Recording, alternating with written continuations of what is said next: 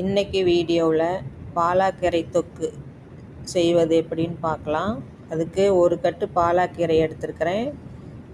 அதை பொடி பொடியாக அரிஞ்சு எடுத்து வச்சுக்கணும். இது அரைக்கிறதுக்கு தேவையானதெல்லாம் எடுத்து வச்சுருக்கிறேன்.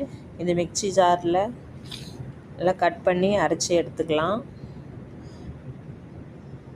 அதுக்கு 2 பெரிய வெங்காயம், சின்ன சைஸ் தக்காளி 3, பூண்டு 5 பல், நெல்லிக்காய் சைஸ் புளி, இதெல்லாம் பேஸ்ட்டாக அரைச்சி எடுத்துக்கலாம். இது மாதிரி அரைச்சி எடுத்துக்கணும். அடுப்பில் வடைச்சட்டி வச்சு எண்ணெய் விட்டுக்கலாம். கடுகு 1 ஸ்பூன் சேர்த்துக்கலாம். உளுத்தம்பருப்பு 1 ஸ்பூன், ஜீரகம் 1 ஸ்பூன், மிளகாய் வற்றல் 2, தனி மிளகாய் தூள் 1 ஸ்பூன், மல்லித்தூள் 2 ஸ்பூன். இதெல்லாம் எண்ணெயில் நல்லா கலந்து விட்டுக்கலாம். பெருங்காயத்தூள் சிறிதளவு சேர்த்துக்கலாம்.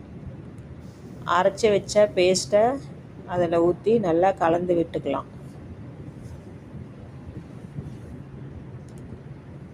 மஞ்சத்தூள்,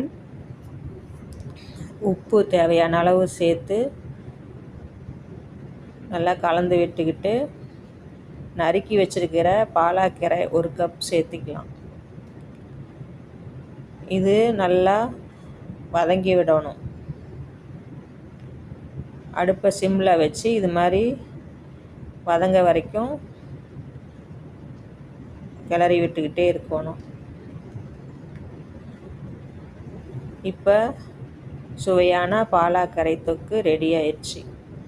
இது சாதத்துக்கு சூப்பராக இருக்கும். இட்லி தோசைக்கும் நல்லாயிருக்கும். ட்ரை பண்ணி பாருங்கள்.